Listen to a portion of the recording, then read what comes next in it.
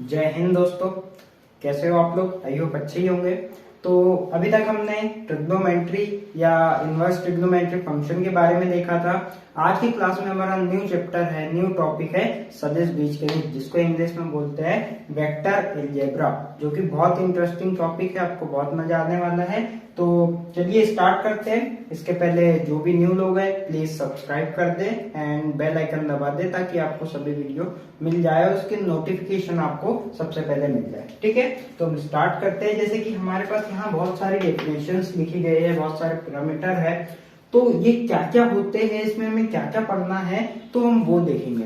तो सबसे पहले हम देखते हैं कि सदिश, जैसे नाम है, जो हमारा यूनिट है उसका नाम है सदिश बीजगणित या वेक्टर अलजेब्रा।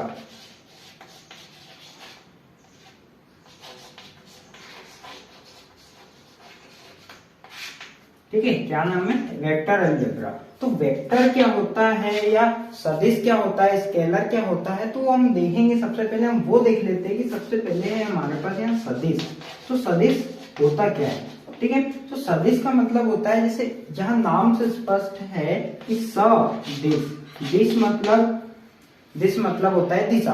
तो ऐसी क्वांटिटी जिसको रिप्रेजेंट करने के लिए, जिसको दर्शाने के लिए हमें दिशा तथा उसकी वैल्यू, जिसको हम परिमाण बोलेंगे, दिशा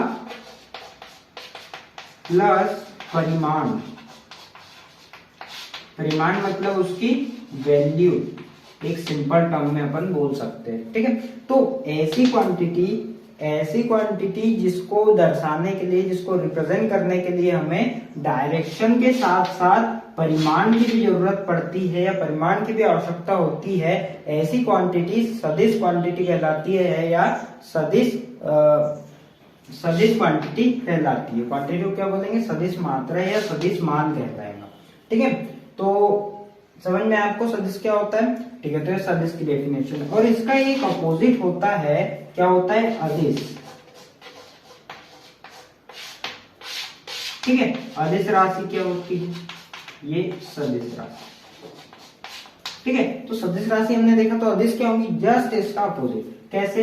इसमें काय की आवश्यकता हो रही है, डायरेक्शन की आवश्यकता हो रही है और परिमाण की आवश्यकता हो रही है। तो अदिश राशि वह राशि होंगी जिसको रिप्रेजेंट करने के लिए, जिसको दर्शाने के लिए हमें परिमाण के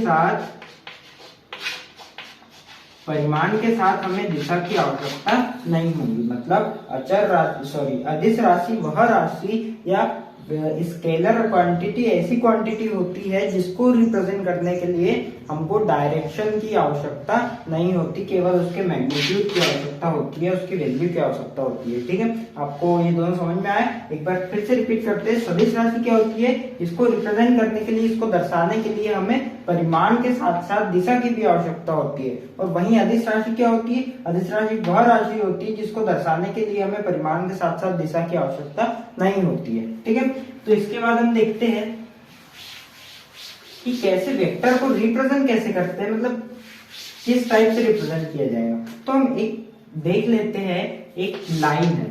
ठीक है, तो अभी एक लाइन है, हमें ये नहीं मालूम कि ये स्टार्ट कहां से हुई, ये सॉरी एक रेखाखंड है, लाइन नहीं बोल सकते।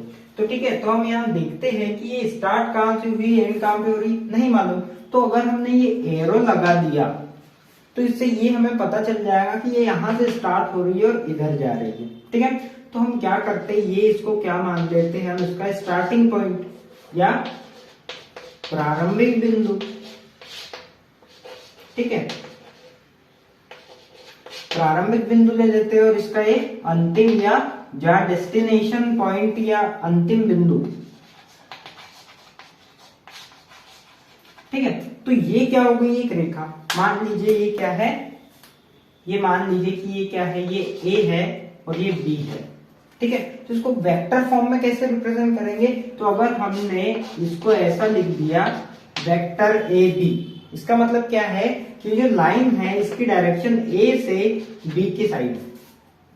ठीक है, क्लियर हुआ कि हमको इसको रिप्रेजेंट करने के लिए इसका यूज करना पड़ेगा। कैसे लिखेंगे हम कि भाई एक वेक्टर है, हम हर बार इतना बड़ा बड़ा वेक्टर या इतनी बड़ी लाइन ड्रॉ करके नहीं बता सकते, तो इसको रिप्रेजेंट कैसे करेंगे, तो हम इसको रिप्रेजेंट करेंगे कि भाई ये क्या है, वेक्टर क्वांटिटी है या ए बी एक वेक्टर है, वेक्टर ए बी पढ़ेंगे इसको, ठीक है। तो इससे क्या दिख रहा है हमें कि वेक्टर ए बी एक वेक्टर है, ए बी एक सदिश राशि है जो कि दिशा कहाँ है, जिसकी दिशा क्या है, जिसकी दिशा है ए से बी की ओर। तो इस टाइप से हम इसको रिप्रेजेंट करते हैं, ठीक है। इतना क्लियर हुआ।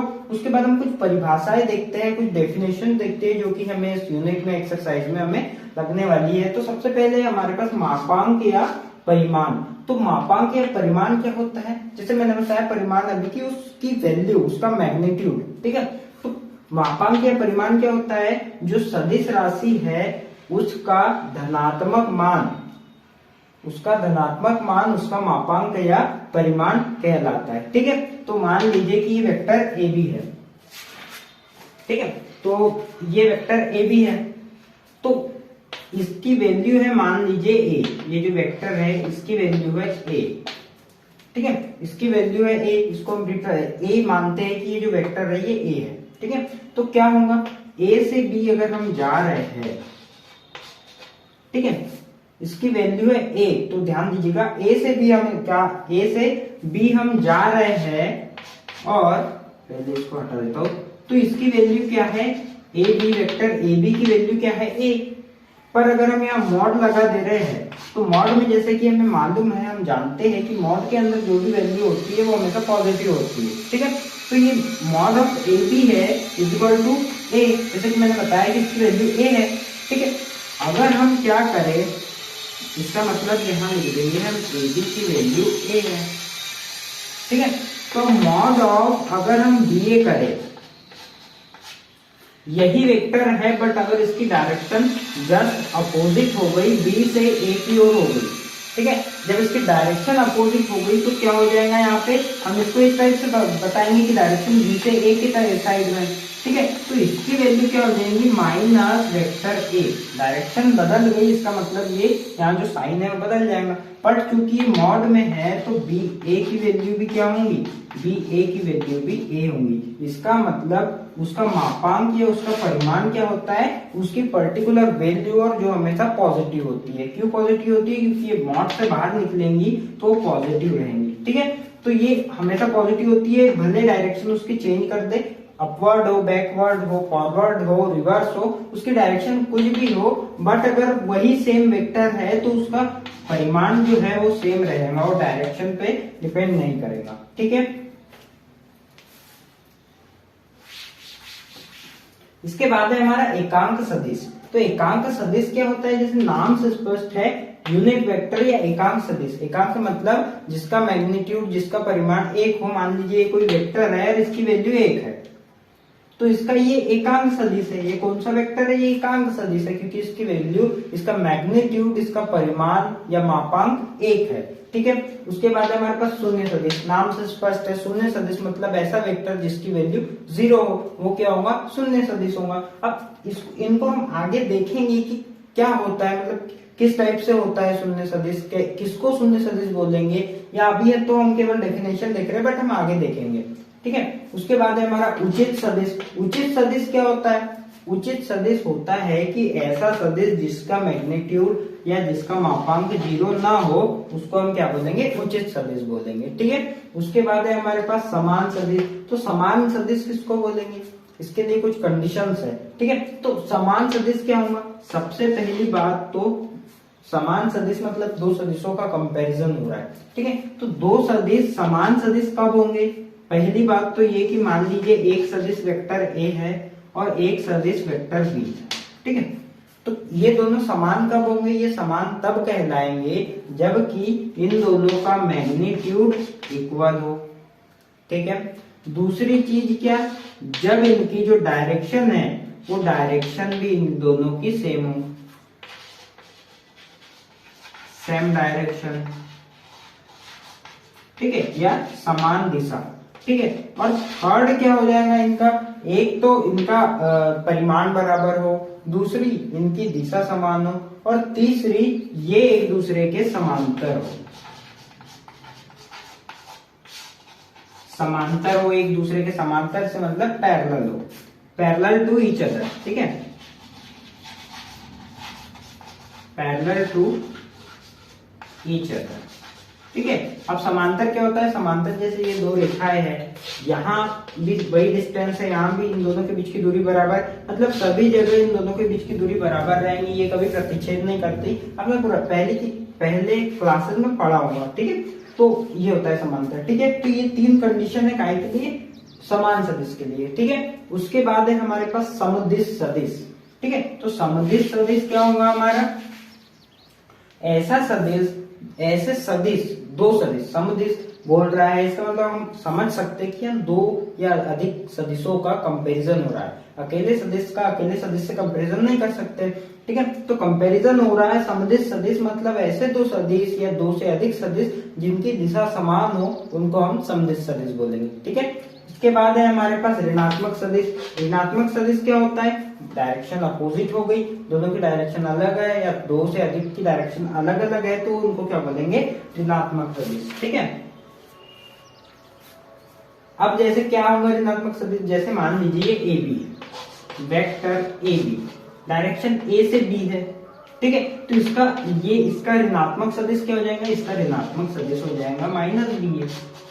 क्यों हो जाएगा, क्योंकि यहाँ डायरेक्शन ए से बी है, इसका मतलब ये मान लेते प्लस है, तो जब ये डायरेक्शन वापिस हुई, अपोजिट हुई, तो ये डायरेक्शन बदली, तो उसका मतलब उसका साइन बदल जाएगा, नेगेटिव हो जाएगा, तो ये क्या लिखेंगे, इसको माइनस बी ए लिखेंगे, ठीक है। और इसका ऋणात्मक सदिश क्या है, ए, और इसका ऋणात्मक सदिश ए, ठीक है, क्लियर हुआ।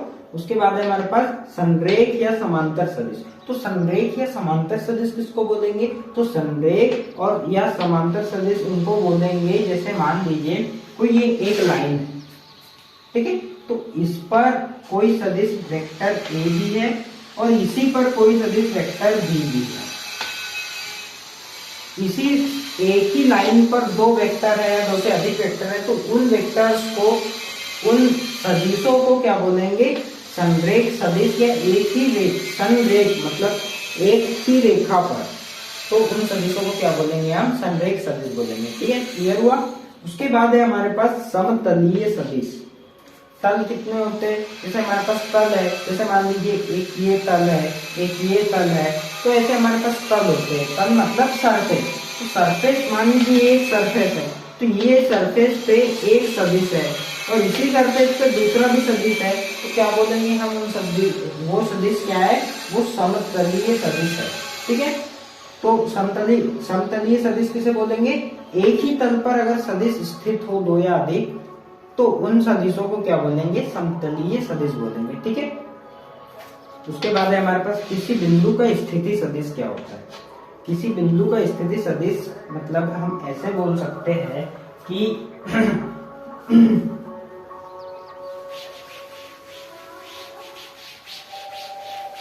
ठीक है, तो कैसे बोल सकते हैं हम, मान लीजिए ये कोई O और P, ये कोई वेक्टर है O, ठीक है, ये कोई वेक्टर है, इसका स्टार्टिंग पॉइंट O है और इसका एंडिंग पॉइंट P है, ठीक है। तो इसका किसी बिंदु का स्थिति सदिश, तो बिंदु O का स्थिति सदिश P के सापेक्ष OP हो जाएगा, ठीक है। क्या हो जाएगा, बिंदु O के सापेक्ष P का स्थिति सदिश OP हो जाएगा।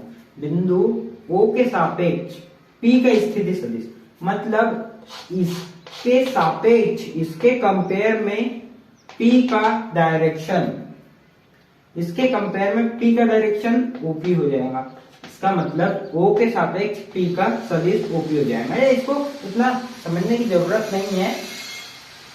OP है तो इसका स्थिति सदिश क्या बोला है, किसी बिंदु का स्थिति सदिश क्या हो जाएगा, OP हो जाएगा। ये सदिश है OP, तो इसका स्थिति सदिश क्या हो जाएगा, OP हो जाएगा, ठीक है, सीधी सी बात है, ठीक है। तो आपको ये सारी डेफिनेशन समझ में आई होंगी, ठीक है। तो हम आगे और देखते हैं कि इसमें क्या है। तो ये सारी डेफिनेशन हमने देख ली, अब देखते हैं इसमें एक नियम और सदिशों के कुछ क्वालिटीज है, कुछ गुण है, तो हम वो देख लेते हैं कि क्या क्या होते हैं। जैसे सबसे पहले हमें पढ़ना पड़ेगा त्रिभुज सदिश योग का त्रिभुज नियम। क्या है, सदिश योग का त्रिभुज नियम। ठीक है, तो क्या है ये सदिश योग का त्रिभुज नियम, आइए देखते हैं। ठीक है, तो सदिश योग का त्रिभुज नियम क्या होता है? जैसे कि आप सब एक चीज से तो यहाँ दो चीजों से आपको परिचित होंगे कि दो चीजें क्या होती है, जैसे सदिश और त्रिभुज। ठीक है, तो सदिश की हेल्प से, वेक्टर क्वांटिटीज की हेल्प से त्रिभुज बनाना त्रिभुज योग हो गया। कैसे? जैसे मान लीजिए ये एक वेक्टर है, वेक्टर ए, ये इसको कुछ भी ले सकते हैं, ए बी। ठीक है, और एक ये वेक्टर है, डायरेक्शन अलग है दोनों की। ठीक है, तो ये एक वेक्टर है, ये है मान लीजिए बी सी। इसको समझने के लिए अच्छे से थोड़ा सा इसको बी और सी ले ले, सॉरी सी और डी ले लेते हैं। ठीक है, ये दो सदिश हो गए हमारे पास। तो इन दोनों को अगर अपन ऐड करते हैं तो क्या होगा? तो हम इनको ऐड करते हैं। सबसे पहले ए है, वेक्टर ए, या इसको ए भी लिया था हमने, तो ये ए और ये बी। ठीक है, अब ये वाले पॉइंट को, सेकेंड वाले सदिश के स्टार्टिंग पॉइंट को हम पहले वाले सदिश के एंडिंग पॉइंट पर या अंतिम बिंदु पर जोड़ेंगे। तो क्या ये बिंदु और ये बिंदु एक ही हो जाएगा?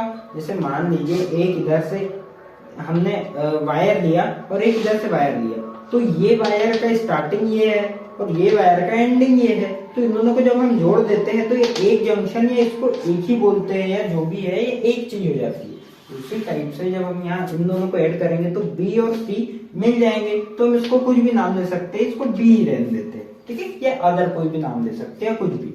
ठीक है, तो इनको ऐड कर दिया तो ये मान लिया बी है, तो ये वेक्टर हमारे पास ये ऐसा जुड़ गया। ठीक है, ये दूसरा वेक्टर भी जुड़ गया और इसकी डायरेक्शन क्या हो गई? B C. ये सी डी था, इसको हमने बी सी लिख दिया, ये ऐसा जुड़ गया। ठीक है, अब क्या होगा? अब तो आधा त्रिभुज हो गया हमारे पास। अब क्या चाहिए हमको? अब ये दो सदिश है, तो त्रिभुज योग का सदिश नियम क्या कहता है, सॉरी सदिश योग का त्रिभुज नियम क्या कहता है कि यदि दो वेक्टर है, ठीक है, अलग अलग डायरेक्शन में, तो उन दोनों का सम जो होगा, इनका जो रिजल्टेंट होगा वो ये वाली साइड होगी, उनका कर्म। ठीक है, ये यहां से फर्स्ट पॉइंट से लास्ट पॉइंट तक जो इनका सीधी रेखा होगी वो इनका सम होगा। इसको क्या लिख सकते हैं? Vector A plus vector B. तो ये जो होगा ये इन दोनों का सम होगा। ठीक है, आपको इतनी बात समझ में आई? तो कैसे होता है एक बार फिर से समझते हैं। ये कोई वेक्टर है, ये कोई वेक्टर है, इसकी वैल्यू है वेक्टर बी। जब इन दोनों को ऐड करेंगे तो इन दोनों का सम क्या होगा? A plus vector B, vector A plus vector B का सम, वेक्टर ए और वेक्टर बी का सम होगा। इसलिए बात है vector A plus vector B होगा। और वो कहाँ होगा? तो इन जो वेक्टर हमने कनेक्ट किए ए बी और बी सी, तो ए से लेके जो सी तक लास्ट पॉइंट तक है, इन दोनों को मिलाने से हमें इन दोनों का रिजल्टेंट प्राप्त होगा और ये हमें त्रिभुज की आकृति मिल रही है। इसलिए क्या बोलते हैं? इसको सदिश योग का त्रिभुज नियम बोलते हैं। इस टाइप से हमने दो सदिशों को जोड़ लिया। ठीक है, आपको ये बात समझ में आई?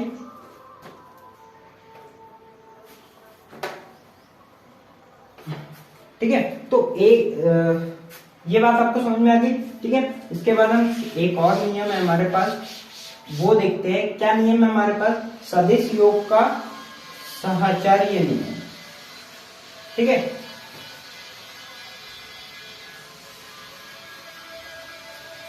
ठीक है, सदिश योग का एक और नियम है हमारे पास, साहचर्य नियम। क्या होता है? सदिश योग के गुण, सदिश योग क्रम विनिमय नियम। ठीक है, तो सदिश योग के गुण हमारे पास है, सदिश योग के गुण। ठीक है, सदिश योग के गुण। अब इसकी क्वालिटी क्या क्या होती है? जो सदिश का योग है इसकी क्वालिटी क्या क्या होती है? तो सबसे पहला है हमारे पास क्या है? क्रम विनिमय नियम। क्रम विनिमय नियम। ठीक है, उसके बाद सेकंड क्या है हमारे पास? क्रम विनिमय नियम है। सेकंड है हमारे पास सदिश योग का साहचर्य नियम।